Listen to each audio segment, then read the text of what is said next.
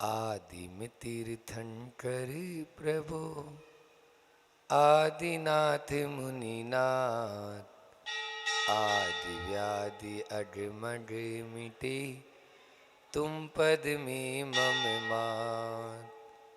चरण शरण है आपके, तारण तरण जिहाय। भवदधि तट तट ले चलो, करुणा कर जिनेरा। बोली द्रोणगिरी सिद्ध क्षेत्र स्थित मूल नायक 8008 श्री आदिम तीर्थंकर आदिनाथ भगवान की। संत शिरोमणि आचार्य गुरुवर विद्यासागर जी महामुनि राज की। परम पूज्य मुनि श्री 108 दुर्लभ सागर जी महाराज की।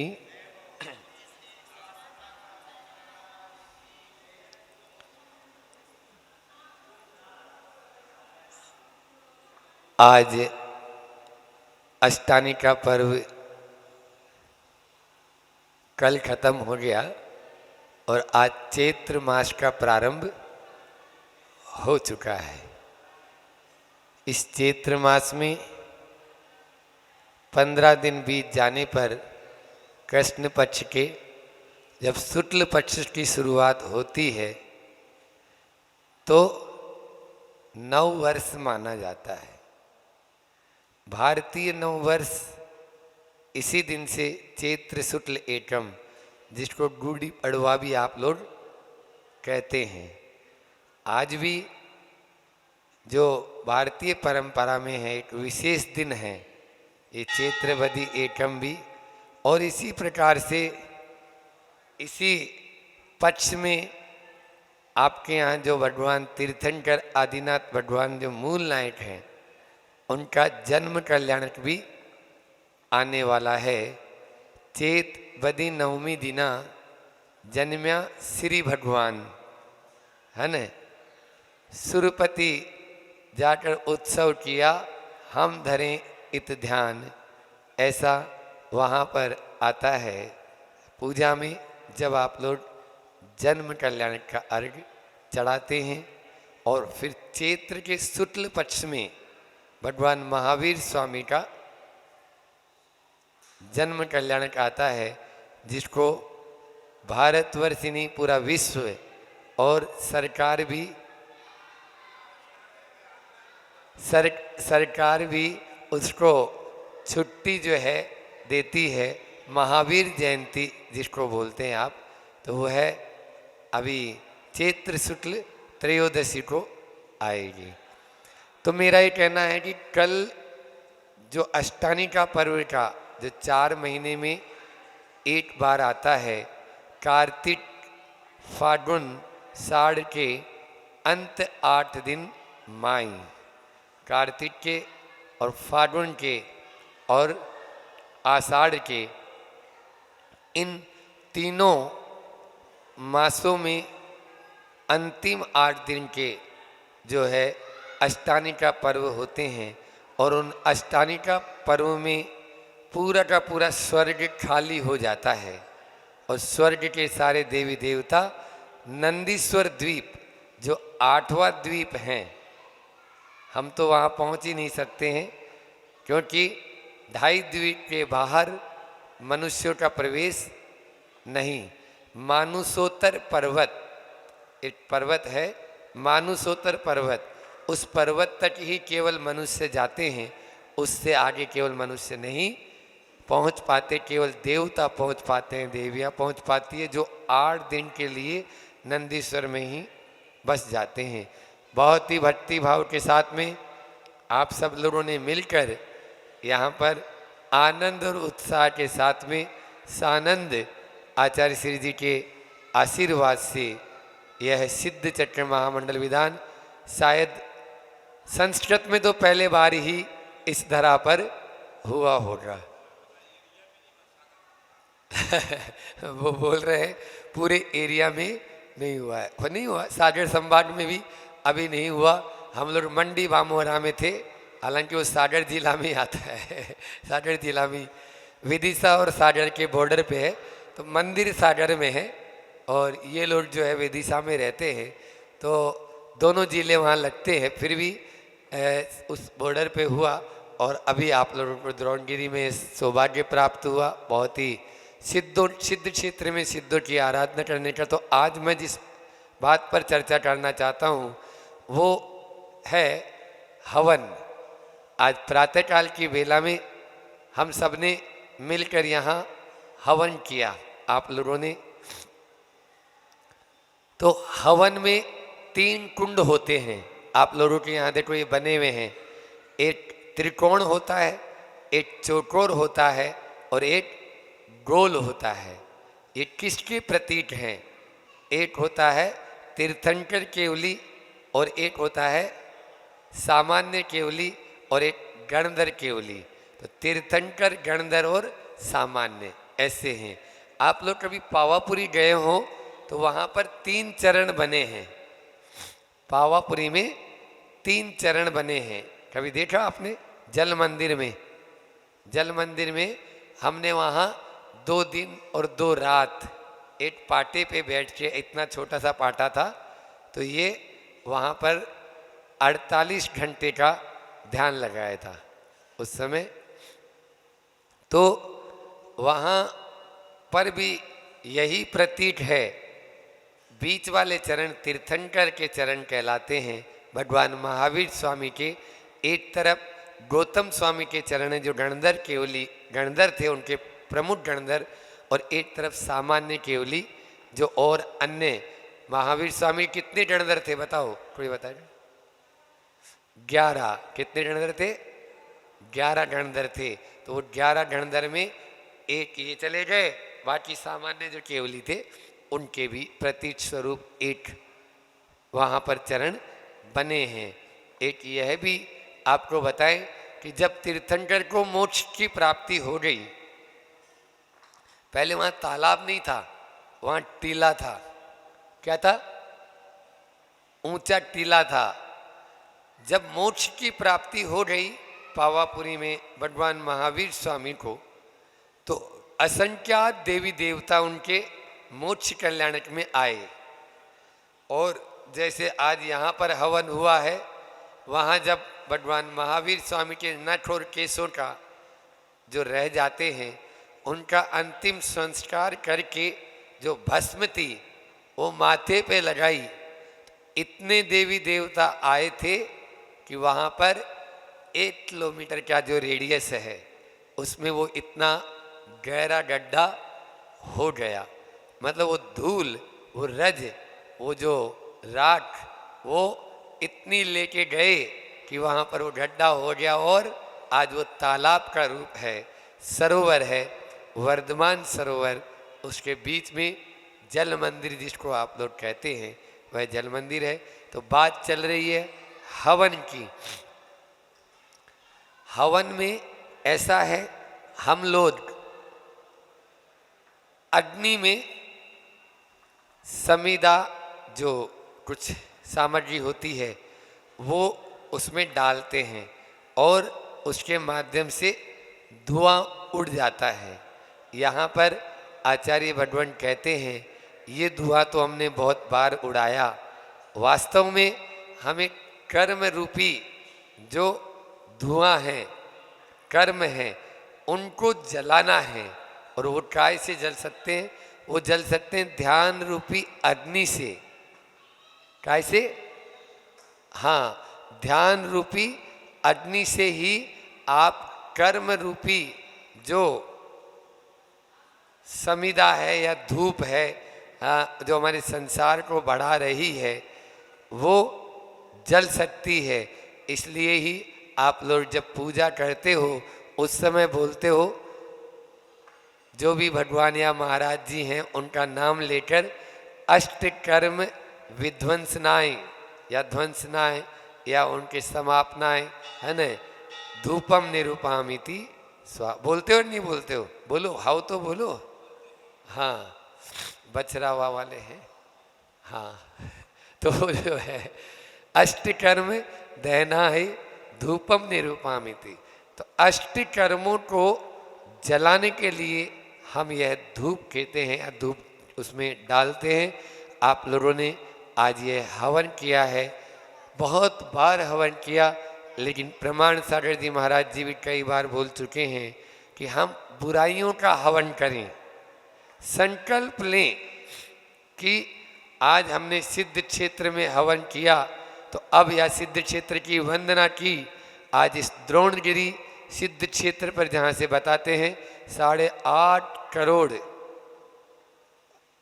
मुनि महाराज इस गुरुदत्तादि, गुरुदत्त और आदि, आदि का मतलब और बहुत सारे, तो ऐसे वे मुनि महाराज यहाँ सर मोक्ष गए हैं। तो निश्चित रूप से इस पावन भूमि पर आप लोग आज आए हैं, तो कुछ लेकर जाएं यहाँ से, और वो है हमारे में जो बुराई है उसको यहीं छोड़ दो, और यहाँ की जो अच्छाई है वो लेके चले जाओ।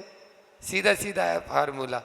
प्रतिदिन हमने आपको इसी सिद्ध चक्र महामंडल विधान पर थोड़ा थोड़ा बताया कि किस प्रकार से सिद्ध बनते हैं, किस प्रकार से एक अच्छा यजमान बना जाता है, अच्छा इंसान बना जाता है, और कैसे हम इंसान से फिर भगवान की ओर बने, उसके पहले गुरु कैसे बने, और गुरु के बाद में सिद्ध परमेष्ठी बन सकते हैं। ये क्रम है।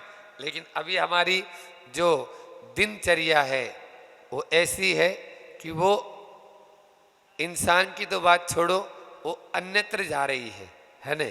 तो जो अन्यत्र जा रही है उसको मोड़ना बहुत जरूरी है। आप ध्यान रखना, प्रकृति में आज तक कोई बदलाव आया क्या? बोलो। सूरज पूरब से उठता था आज के 500 साल 1000 साल पहले भी, और पश्चिम में छिपता है, लेकिन हमारे में बदलाव आया है नहीं आया? बोलो। पेड़ पौधे या पशु पक्षी, आवाज कहां से आ रही भाई? कोई बोल रहा है क्या? चलो कोई बात नहीं। तो मैं कह रहा था कि प्रकृति के साथ चलने वाला आदमी आगे बढ़ जाता है। सुन रहे हो? अभी गुफा में जब बैठे थे, इसकी आवाज़ धीरे भी कर दे, थोड़ी धीरे कर दे, ताकि हमें खुद को भी सुनाई अच्छे से दे, और गूंज रही है। तो मैं बोल रहा था, प्रकृति के साथ में जो चलता है वो हमारी तरह बन जाता है, हमारे से आगे इनकी तरह बन जाता है, इनसे आगे जो सिद्ध परमेष्ठी यहाँ से मोक्ष चले गए, जो सिद्ध परमेष्ठी यहाँ से मोक्ष चले गए, उनकी तरह बन जाता है। और प्रकृति के विरुद्ध जो चलता है वो संसार में ही भटकता रहता है। प्रकृति में जितने प्राणी होते हैं वो स्नान करते हैं क्या? बोलो। प्रकृति के साथ चलने वाले पशु पक्षी वगैरह को स्नान करते नहीं करते? मुनि महाराज भी स्नान नहीं करते। अच्छा ये बताओ, प्रकृति के जो साथ चलते हैं वो कभी सुबह सुबह कोलगेट, सिवाटा टॉप, कौन कौन सी आती है आपके? हाँ, क्लोजअप। और क्लोजअप मतलब बंद कर दो। अब क्लोज खुद ही बोल रहा है, क्लोज, हम थोड़ी बोल रहे हैं बंद करो, लेकिन आप लोग बंद ही नहीं करना चाहते हो। और हड्डी का चूर्ण है, सुबह सुबह मुंह में ले लेते हो आराम से। शुद्ध हड्डी का चूर्ण है ये, कोलगेट हो चाहे क्लोजअप हो। तो फिर महाराज जी, अच्छी नीम की दातुन थी पहले, लेकिन कोई नहीं। प्रकृति के जितने भी लोग, हम भी दातुन नहीं करते, वो भी दातुन नहीं करते, वो भी नहीं नहाते, हम भी नहीं नहाते। अच्छा वो लोग कपड़े पहनते हैं क्या? तो हम पहनते हैं क्या? बोलो। वो भी दिगंबर नग्न रहते, हम भी नग्न रहते। अच्छा उनके बाल वाल बढ़ जाते हैं तो कोई नाई वाई के पास तो चले ही जाते होंगे कि थोड़े बहुत भैया दाढ़ी बढ़ गई, बाल बढ़ गई, बोलो। तो हम भी नहीं जाते, जाते हैं। इसलिए और प्रकृति की जितने भी प्रकृति से समीप रहने वाले प्राणी, पशु पक्षी, पेड़ पौधे आदि होते हैं, वे सब जैसे ही अस्वस्थ होते हैं तो सबसे पहले भोजन छोड़ते हैं। और आप लोग अस्वस्थ होते ही पहले डॉक्टर के पास जाते हैं। महाराज डॉक्टर साहब, पहले हम 4 रोटी खा लेते थे अच्छे से, अब 2 ही रोटी खाते हैं, आप तो हमें 6 रोटी खाने का फार्मूला बताओ। और वो जानवर वगैरह छोड़ देते हैं, हम लोग भी उपवास आदि कर लेते हैं, ठीक है ना। तो जितना जितना हम प्रकृति सुन रहे हो, पीछे बैठे हैं बछड़ा वाले, कि आपको यदि आगे बढ़ना है, अभी बोल रहे थे गुफा में कि हमें भी अब महाराज आगे बढ़ना है, तो आगे बढ़ने का फार्मूला तो यही है, प्रकृति के समीप आओ, और वो जैसे जैसे आते जाएंगे आपकी बुराइयां अपना आप ही हवन में जाती जाएगी, जाती जाएगी। ये निश्चित रूप से है। क्यों? क्योंकि हम जितने जितने आर्टिफिशियल या जितने जितने किसी चीज़ के आदी हो जाते हैं, उतने उतने वो हमें जकड़ती चली जाती है, और जितने जितने हम बाहरी इस पूरे परिवेश से हटते चले जाते हैं, तो अपने आप में केंद्रित होने का एक अवसर प्राप्त होता है। आपको रामायण का वह प्रसंग याद होगा जब रामचंद्र जी को वनवास मिला। कोई व्यक्ति को राजगद्दी मिलने वाली हो और तुरंत उससे कह दिया जाए अब आपको सिंहासन पे नहीं, आपको तो वन में जाना है, ये स्थिति उनके साथ में हुई। लेकिन क्या वो रोए? बोलो, किसी को कुछ बोले? बल्कि लक्ष्मण को और सीता को भी मना किया कि वनवास तो मुझे मिला है ना, माँ ने वरदान तो मेरे ही लिए मांगा था ना कि रामचंद्र जी को 14 साल का वनवास हो, आप दोनों के लिए तो है ही नहीं।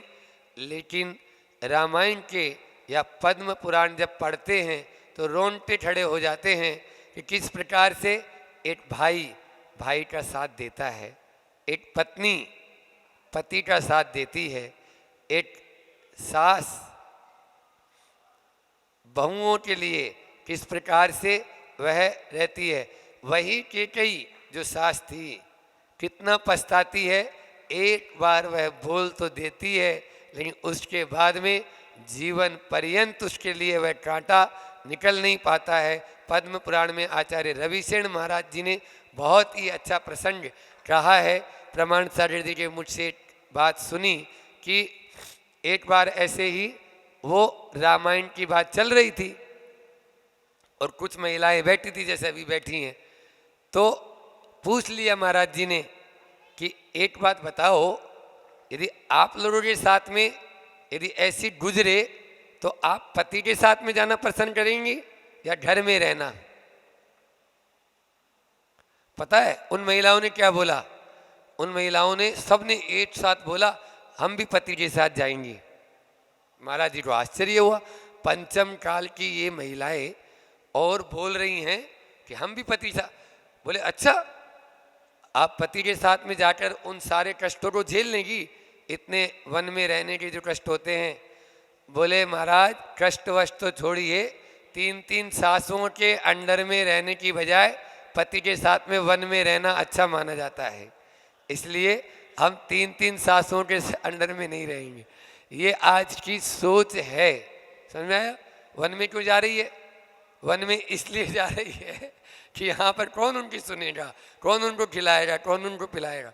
ये स्थिति आज की बहुत दयनीय स्थिति हो रही है। इसलिए बहुत ही भारत बहुत विपरीत दिशा की ओर जा रहा है।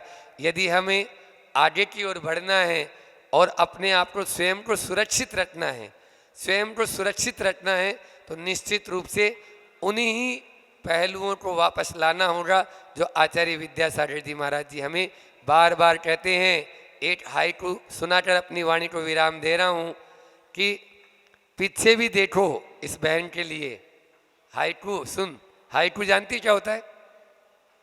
बरेली, राय बरेली से आई ना, हाँ वो तो हम समझ गए। तो हाइकू क्या होता है ये पता है? जो आचार्य श्री जी के कोटेशन आपने लिखे हुए देखे जगह जगह, तो ये 17 अक्षर होते हैं। कितने? 17। अब 17 मालूम नहीं है ना तुम्हें, 17 थोड़ी मालूम होगा कि 17 कितना होता है। हाँ वो 17 है ना। तो 17 जो अक्षर होते हैं उसमें शुरू में 5, बीच में 7 और अंत में 5, ठीक है, ये अक्षर होते हैं। शुरू में 5 अक्षर आचार्य श्री जी ने दिए, पीछे भी देखो, क्या बोला, सबके लिए है, पीछे भी देखो। फिर बीच वाले 7 हैं, पिछ लड्डू न बनो, 7 हो गए, पिछ लड्डू 4, न बनो 3, 7 हो गए। फिर लास्ट 5 है, पीछे रहोगे, पीछे रहोगे। फिर से बोलू, पीछे भी देखो, पिछ लड्डू न बनो, पीछे रहोगे। मतलब क्या हुआ, अर्थ बताएगी। अर्थ ये हुआ कि पीछे भी देखो, हम आज हैं, हमारे पीछे बहुत लोग हुए, पहले हमारे पहले आचार्य हुए, फिर आचार्य के बाद में हमारे जो पूर्वज हैं वो हुए। इन सबको देखो, उनकी क्या चाल थी, उनकी क्या ढाल थी, उनका क्या रंग था, उनकी क्या हाइट थी, उनकी क्या सोच थी। आज इस द्रोणगिरी सिद्ध क्षेत्र पर इतने बड़े बड़े विशाल जिनालय बने हुए जो आप नजर देख रहे हो, कैसे बने होंगे। अभी कुंडलपुर की वंदना आप लोग करके आ रहे हो, वहां पर इतने सारे 72 जिनालय कैसे बने, बोले पहाड़ पर। तो आचार्य श्री जी से किसी ने पूछा, महाराज जी उस समय तो आचार्य श्री जी कोई क्रेन भी नहीं चलती थी, फिर ये इतने बड़े बड़े और इतने विशाल गगनचुंबी जिनालय जिनके शिखर हों, ऐसे कैसे इतनी बड़ी बड़ी मूर्तियां ऊपर आई। आचार्य श्री जी बोले, ध्यान रखो, उस समय क्रेन की जरूरत नहीं थी, उस समय ब्रेन से काम होता था।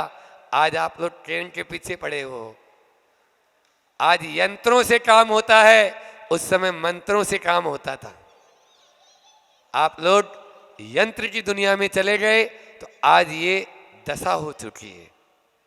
वापस से फिर से मंत्र की दुनिया में आ जाओ, जमीन से 4 हाथ ऊपर चलने की कैपेसिटी आप में भी आ जाएगी। लेकिन विश्वास के साथ में, अच्छे से दृढ़ता के साथ में, यदि हम अपने पूर्वजों के बताए हुए मार्ग पर अग्रसर हो जाएं तो निश्चित रूप से भारत सोने की चिड़िया नहीं, सोने का शेर हो जाएगा, सोने का शेर हो जाएगा ये भारत। इतनी भारत में कुवत है, इसलिए हम सब अपने इतिहास को भूल चुके हैं। पीछे भी देखो, पिछलग्गू न बनो। पिछलग्गू का मतलब जानती है? पिछलग्गू का मतलब क्या होता है? पीछे पीछे रहना है। कोई भी चीज देखी, एड देख लिया, एडवर्टाइजमेंट, अब तो मुझे कुछ नहीं, बस वही चीज चाहिए, अब मुझे ये चाहिए, अब मुझे वो चाहिए। भले ही घर में आपके पास में 50 साड़ियां हैं, लेकिन वह चाहिए। कपड़े भी अब कौन से, वो जो पहनती है ना, वो कैटरीना, क्या कैटरीना आपके एक्टर वेक्टर जो आते हैं, मैं तो नाम भी नहीं मालूम, तो वो वही चाहिए हमको, है ना। मोबाइल है, मान लीजिए आपका अच्छा मोबाइल है, अब ऐड आना शुरू हो गया कि नया मोबाइल ये वाला है, अब वो खराब लगने लग गया। ये पिछलग्गू हो गए ना, हम वेस्टर्न कल्चर के पीछे लग गए। ध्यान रखना, सूरज जब जब पश्चिम में गया है तो डूबा है। यदि हम भी पश्चिम की संस्कृति को अपनाएंगे तो डूबेंगे। हम पूरब में रहने वाले आदमी हैं तो पूरब की बात करो। यहाँ उठते हुए सूरज को प्रणाम किया जाता है, उसकी आरती उतारी जाती है, उसका दीपक, घी का दीपक लगाकर स्वागत किया जाता है, उसको जल का तर्पण देकर उसको देखते हैं लोग। हमारे यहाँ ढलते हुए सूरज को प्रणाम नहीं, उठते हुए सूरज को प्रणाम है। समझ में आई? तो ये तो पिछलग्गू मत बनो। जो विदेशी कल्चर है या पाश्चात्य संस्कृति है उसको छोड़ना है। और यदि ऐसा करेंगे, यदि आप पिछलग्गू बन चुके हैं, पीछे रहोगे। अच्छा, इसी ने क्या बोला? पीछे भी देखो, पिछलग्गू न बनो, पीछे रहोगे। यदि आज तो अभी तो कुछ नहीं है, यदि यही डाउनफॉल रहा, इसी तरह से यदि गिरावट रही, तो एक दिन वह भी आएगा, इस हाथ से इस हाथ का मर्डर होगा। ये हाथ अपने ही हाथ को काटने के लिए दौड़ेगा। यदि यही गिरावट रही तो। आज मानसिकता इतनी विकृत हो चुकी है, वो कब अपने पिता को गधा बोल दे और कब गधे को अपना पिता बना ले, कोई पता नहीं। इसलिए ये सब वेस्टर्न जितने भी जो गलत तरीके के आए हैं, चाहे वो लिव इन रिलेशनशिप हो, है ना, 8 साल साथ रहेंगे पति पत्नी के रूप में और छोड़ के भट जाएंगे, बाद में तुम भी फ्री हम भी फ्री, ये क्या है? ये कोई हमारी भारतीय संस्कृति है? हमारे यहाँ तो 7 फेरे हो गए, अब क्या जिएंगे साथ और मरेंगे साथ, ऐसी संस्कृति थी।